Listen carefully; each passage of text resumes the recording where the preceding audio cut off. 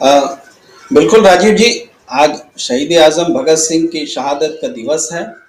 देश की प्रेरणा और शहीद आजम हम लोग कहते हैं, तो निश्चित रूप से हमारे देश का जो एक सम्मान है उस क्रांतिकारी के लिए एक अलग किस्म का है, जिन्होंने एक दर्शन के साथ बहुत छोटी उम्र में जो क्रांतिकारी छवि प्रस्तुत की, उसके सब कायल रहे। हमारे देश के तत्कालीन जो नेता थे सब उस छोटी उम्र के 23-24 साल के नौजवान के विचारों के कायल रहे, और यही कारण है कि वो आज भी हमारे हम हर एक में जिंदा है और हम उनको याद करते हैं। कांग्रेस का इतिहास निश्चित रूप से आज़ादी की लड़ाई से जुड़ा है। उन बड़े बड़े सूरमा जिन्होंने आज़ादी की लड़ाई का नेतृत्व किया उनसे जुड़ा है। लेकिन आज़ादी के बाद जो परफॉर्म करने का समय आता है तो कांग्रेस का इतिहास उससे भी जुड़ा है, और लंबे समय तक कांग्रेस ने परफॉर्म भी किया। और एक समय जो कांग्रेस, जो कम्युनिस्ट, जो मूल रूप में राजनीति में थे और जो जनसंघ जो नाम मात्र का था, तो जो राजनीति को नेतृत्व कर रहे थे वो आज गायब होते हुए नजर आ रहे हैं, और जो राजनीति में तब हाशिए पर थे आज वो प्रमुखता हासिल कर रहे हैं। यानी एक तरह से राजनीति करवट लेती हुई दिख रही है, और इसका कारण इसमें इस स्थिति में कांग्रेस को रिवाइव भी करना है, और कैसे करना है ये कांग्रेस की चिंता निश्चित रूप से है। और इसमें मैं इसे तीन तरीके से देखता हूं। एक विचारों के स्तर पर लड़ाई है, दूसरा संगठन के स्तर पर लड़ाई है, और तीसरा गठबंधन के स्तर पर लड़ाई है। इन तीनों स्तर पर जब तक मजबूती नहीं आती है तब तक एक पार्टी के लिए जो कि इतने सालों सत्ता में रही तो सत्ता से बाहर क्यों हुई, ये जो इसका आंसर जो है खोजना पड़ेगा। और इसका आंसर लेकर के जो वैचारिक रूप से उनके समांतर राजनीतिक दल है और जो सत्ता पे काबिज हुआ है दुनिया की सबसे बड़ी पार्टी के तौर पर, इनके विचार कैसे मान्य हुए। जो मुद्दे, चाहे वो गाय का मुद्दा हो, संघ ने बहुत पहले आजादी से पहले उठाया, जो वो पार्टीशन के मुद्दे पर सवाल हो, अखंड भारत की सोच हो, या फिर जिसको हम आज हिंदू मुसलमान के रूप में एक अलग किस्म के डिबेट में देख रहे हैं, वो सारे मुद्दे आज अचानक नए किस्म से पैदा हुए हैं, मजबूत हुए हैं।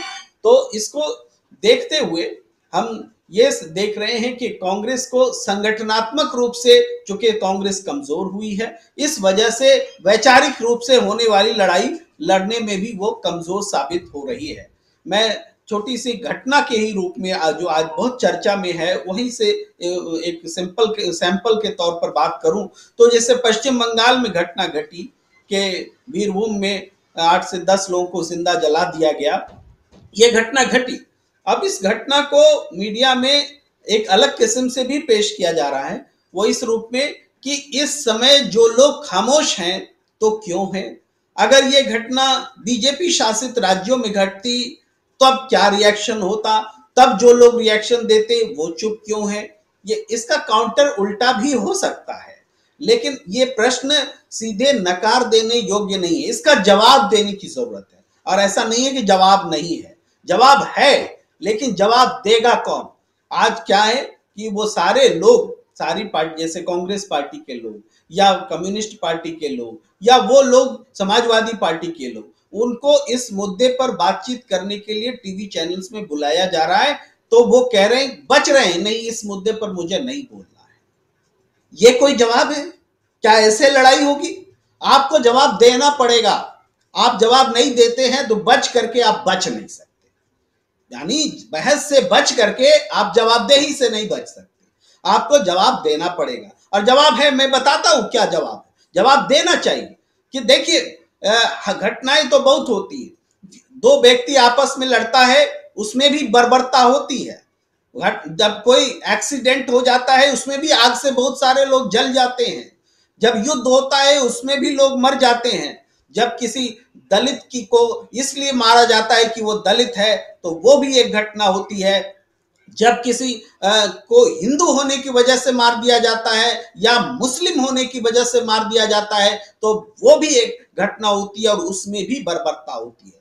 लेकिन विपक्ष कब बोलता है, विपक्ष को कब बोलना चाहिए, जब सिस्टम ऐसी घटनाओं की पर्देदारी के लिए सामने आता है, जब सिस्टम कहने लगता है कि हाथरस में बलात्कार हुआ ही नहीं, जब सिस्टम कहने लगता है कि हाँ कैबिनेट में हमारा गृह राज्य मंत्री रहेगा, भले ही इसका बेटा किसानों को गाड़ी से कुचल क्यों नहीं देगा, और ये जो है जब सिस्टम पर्दादारी करने लगता है, जब क्राइम करने वालों के साथ खड़ा हो जाता है, न्याय की उम्मीद खत्म हो जाती है, तो ऐसी घटनाओं की तुलना उन बाकी घटनाओं से नहीं की जा सकती और नहीं पूछा जा सकता कि तुम विपक्ष वालों उस समय उस घटना में क्यों नहीं जाते। उस घटना में भी जाएंगे अगर उस घटना में भी न्याय मरता हुआ दिखेगा, यह जवाब लेकर के सामने आना पड़ेगा। अगर हम बचेंगे, हम बोलेंगे कि हाँ उसमें नहीं गए तो क्या हुआ, इसमें बोलना जरूरी था, तुम भी उसमें नहीं गए थे, ये कोई जवाब नहीं होता है। अगर भारतीय जनता पार्टी ऐसा करती है कि लखीमपुर की घटना में वो चुप है और बीरभूम की घटना में चुप नहीं है या बोल रही है, तो उसको भी जवाब देना पड़ेगा। कहीं ना कहीं ये वैचारिक लड़ाई है और इस वैचारिक लड़ाई को जब तक हम नहीं जीतेंगे, जब तब तक हम का मतलब कोई भी पार्टी, कांग्रेस हो जो सत्ता से बाहर है या जहां बीजेपी भी है विपक्ष में, मैं उसके लिए भी बोलता हूं, जो विपक्ष में है, हम का मतलब वो विपक्ष, वो जब तक विपक्ष इस बात को नहीं साबित करता है कि उसकी सक्रियता के मायने क्या है, उसकी सक्रियता दलित, पिछले, कुचले, वंचित, शोषित के खिलाफ आवाज के लिए है, उसकी सक्रियता, जब तक इस बात को वो साबित नहीं करता, वो वैचारिक लड़ाई नहीं जीत सकता। आप कश्मीर फाइल्स पर बहस कर लीजिए, वो भी एक दूसरा उदाहरण है, बहुत संक्षेप में ही बोलूंगा। कश्मीर फाइल्स में पंडितों का नरसंहार हुआ, कश्मीरी पंडितों का नरसंहार हुआ, ये 90 की घटना थी, तो लेकिन हम ये बोलकर नहीं चुप रह सकते कि 90 की घटना में जो सरकार चल रही थी उस सरकार को बीजेपी ने समर्थन दिया था। ठीक है, बीजेपी के भरोसे क्या देश चल रहा था, तब भी बीजेपी को सरकार जनता ने बहुमत नहीं दिया था। जम्मू कश्मीर में भी राजनीतिक पार्टियां थी, चाहे पक्ष में थी या विपक्ष में थी।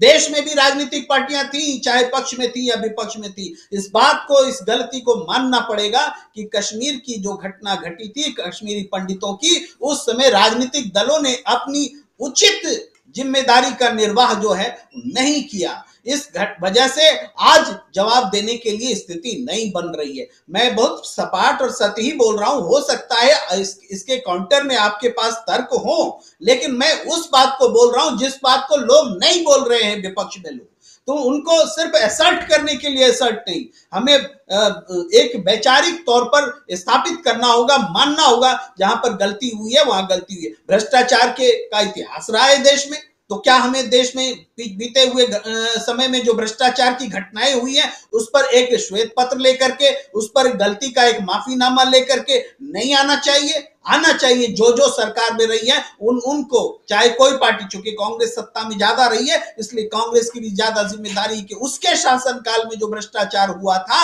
उसको सामने ला करके वो या तो जांच हुई या प्रगति नहीं हुई या किसी में गलती थी, किसी में बेवजह उनको फंसाया गया, उन तमाम बातों पर एक श्वेत पत्र विपक्ष को भी लाने की जरूरत है। मैं इसकी आवश्यकता महसूस करता हूं। इसके बिना आप उस नैरेटिव को नहीं तोड़ सकते जो नैरेटिव थोपा गया है कि कांग्रेस जो है नाकाबिल है, विपक्ष जो है नाकाबिल है और जो सबसे दूध का धुला वही है जो आज सत्ता